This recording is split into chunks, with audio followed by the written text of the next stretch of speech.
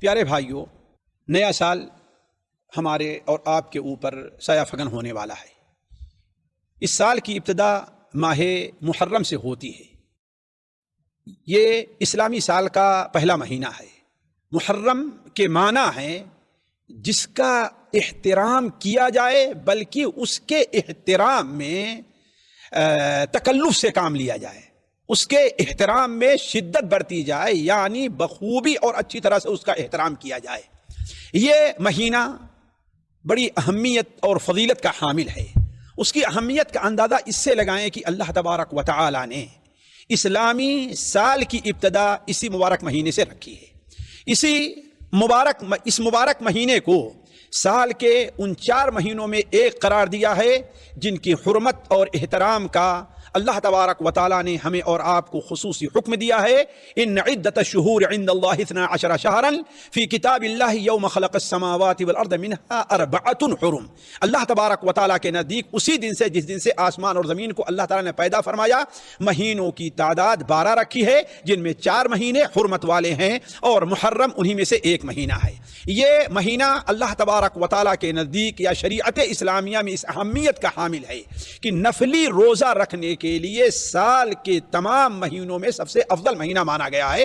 چنانچہ نبی کریم صلی اللہ علیہ وسلم کی حدیث صحیح مسلم اور سنن ترمذی وغیرہ میں ہے کہ نبی کریم صلی اللہ علیہ وسلم نے ارشاد فرمایا، افضل الصیام بعد شہر رمضان شہر اللہ المحرم۔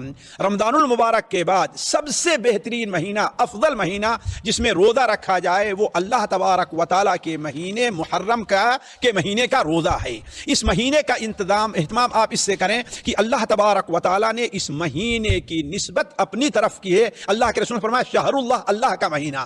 رمضان کو اللہ کا مہینہ نہیں کہا، شعبان کو اللہ کا مہینہ نہیں کہا، حالانکہ سب اللہ کے مہینے ہیں، لیکن محرم کو خصوصی طور پر شہر اللہ۔ اس کا مطلب یہ ہے کہ اس مہینے کی اہمیت دیگر اور مہینوں کے مقابلے میں اس حیثیت سے زیادہ ہے۔ یہ مبارک مہینہ ہے جس مہینے کے اندر ایک ایسا دن بھی ہے اللہ تعالیٰ نے ہمارے اور آپ کے لیے رکھا ہے کہ اگر اس دن کے روزے کا انسان اہتمام کر لیتا ہے تو اللہ تبارک و تعالیٰ اس کے پچھلے تمام گناہوں کو بخش دیتا ہے، سال بھر کے گناہوں کو بخش دیتا ہے۔ لہذا ہمیں اور آپ کو چاہیے کہ اس مہینے کی ہم قدر کریں۔ اب سوال یہ ہے کہ اس مہینے کی قدر کیسے کی جائے گی؟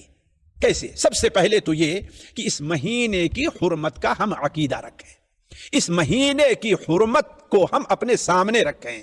جب اس مہینے کی حرمت کو ہم اپنے سامنے رکھیں گے، جو شخص کسی جگہ کا، کسی وقت کا، کسی شخص کا احترام کرتا ہے وہاں پر گناہ اور نافرمانی کے کام نہیں کرتا ہے۔ لہذا سب سے پہلی چیز تو یہ ہونی چاہیے کہ اس مبارک مہینے میں ہم اور آپ بکثرت خصوصی طور پر گناہوں کے کام سے بچیں۔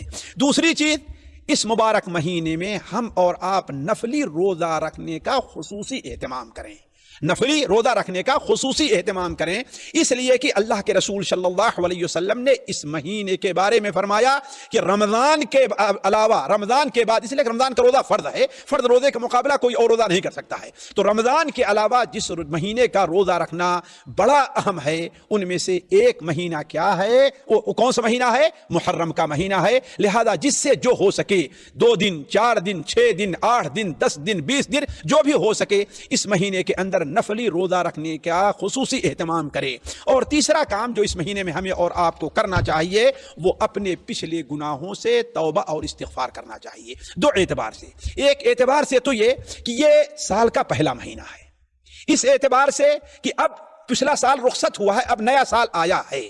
جب کوئی چیز شروع کے اندر انسان اس کا خصوصی اہتمام کرتا ہے، آپ یہ دیکھیں انسان اپنے گھر کے سامنے کا حصے کو عموماً بہتر اور اچھا بنانا چاہتا ہے۔ وہ انسان کا جو کپڑا جو اوپر کا رہا کرتا ہے اس کے اہتمام، صفائی ستھرائی کا زیادہ اہتمام کرتا ہے باعتبار کس کے؟ جو اس کے نیچے کپڑا ہے۔ کیوں؟